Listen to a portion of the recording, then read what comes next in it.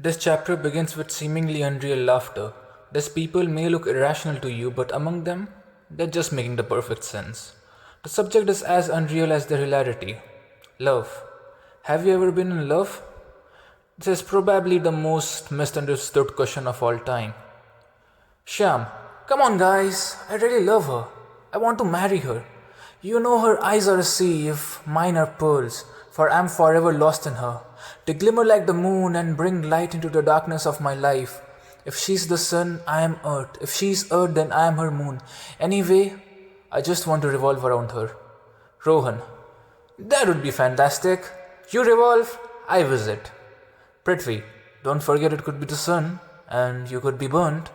Shyam, guys, I'm serious. Prithvi, okay, you are 18, she's 18, she can marry someone, and you may get to revolve around her, but her children may see you as their maternal uncle. Shyam, forget revolve. The temptation to defy the law, to become an insurgent is greater than ever. Guys, help me. Rohan, I told you I would visit. What more do you want from me? Do you want me to visit you too? Shyam, serious, please. Prithvi, how long have you been with her? Shyam, long enough. Today is our 2-week anniversary. 2 minutes silence. Rohan's jaw drops and eyes lock, looking at Shyam. Prithvi was sitting with his palm across his face. Shyam, what happened, guys? Rohan, you gotta be kidding me. Shyam, come on, it's love at first sight. Technically, second sight, or maybe third. But how does it matter? What matters is that we are crazy for each other. Rohan, crazy, no doubt. Were you two lovers in your previous birth? That its love at first sight happened? Else, how could it have happened? Shyam, I don't know. It's just our eyes, and technically, it's. Maybe you are right. Maybe we were married last birth, and our souls are bound to each other. We are connected with some sort of thread. For all our 7 births, the power of Indian marriages is truly wonderful. Rohan looks at Prithvi and Prithvi looks at him. Prithvi, I would prefer the word imagination. Shyam, you people will never understand. Prithvi, well, everything looks beautiful at a distance. It's only when you get close you realize.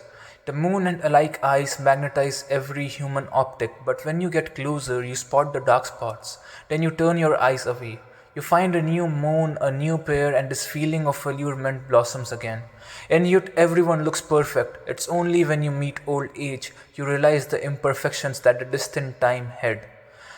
Then again, when you turn your eyes, it's the attraction of the youth. Shyam, here he comes, our weeping philosopher. Prithvi, okay, just remember love also means loving them with all their imperfections that may arise. And love should not bind you to a person, but help you when you need it, and encourage you to uphold your responsibilities and duties towards your parents and all other loved ones, not abandon them for a girl, lady, or woman. Anyway, love life is just a part of life, not.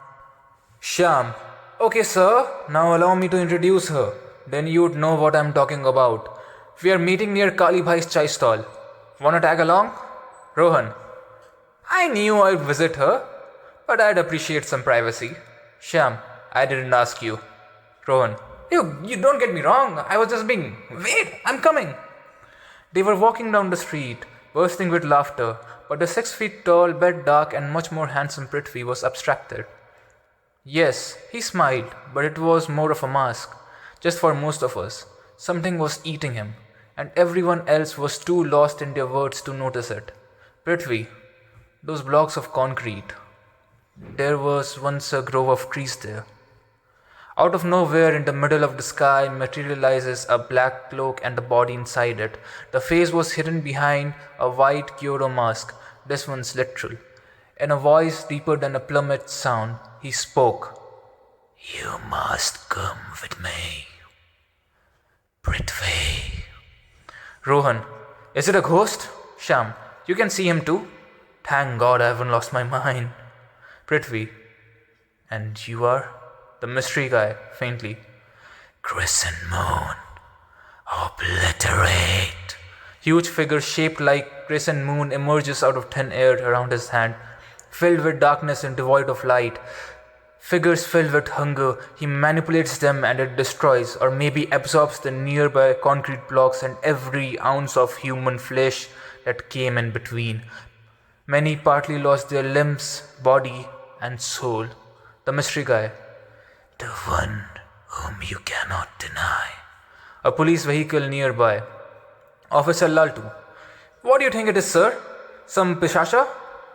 Officer James, while his beer belly break dances in the sound of traffic and bad roads. Well, no soon enough, when we see it through our eyes. Are you afraid? Laltu. Well, I remember Hanuman Chalisa, so... Meanwhile, no one. I will give you 2 minutes to bid farewell. Rohan. Prithvi, what should we do, man? Just in time for the first time a police vehicle arrives. Officer James with a mic. Whatever you are, come down and hand yourself to police custody. Else my men heard. Someone calls, James. What fire, James? He looks away for a bit and then he shouts, Fire! Fast! At him! The music of gunshots cued and stopped. There falls the guy and his mystery. James' eyes witnessed it for himself.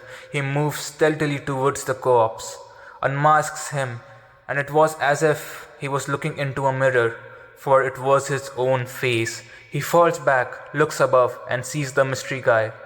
He looks down again. It's a dead crow. Laltu. Sir, the bullet just went across his body. He sheds no blood. James. Have you lost your mind? We filled his bones with lead. He fell down. Looks at him. Aren't you dead? His voice breaks. Breathes heavily. What is happening? This can't be. Why are you all turning into demons? Leave me! I said leave me! He panics. Heart pounds faster than death metal. He runs into a building nearby. Officer Vijay to Laltu. Should we go in? Comes out a 7 feet monster wielding a dual-faced, dual-edged halberd. Combination of an axe and a spear. James' head was attached. He swings it and through a chaining mechanism it extends far enough to cut an ounce of flesh from every officer. Blood was trickling on his blade, which he licks. Now comes another demon with eyes full of white with 2 daggers. All officers shot each other in apprehension. The marrow was turned into cavity. Shyam. Maya? Rohan, what? Shyam. What's she doing here? She's unsafe. I must rescue her. Rohan and Prithvi held him. Please let me go. Shyam cries. Mystery guy. Misakaku. Misakaku, the one with white eyes, breaks his enchantment and he faints. Rohan. I guess it's a breakup then? Prithvi. You wanted privacy with her? Rohan. Wanted, not want. Although she really seems to be spellbinding. Mystery guy. Come with us unscathed, or Susikaku will make you come otherwise. Prithvi. At least give me your name. Mystery guy. I am no one.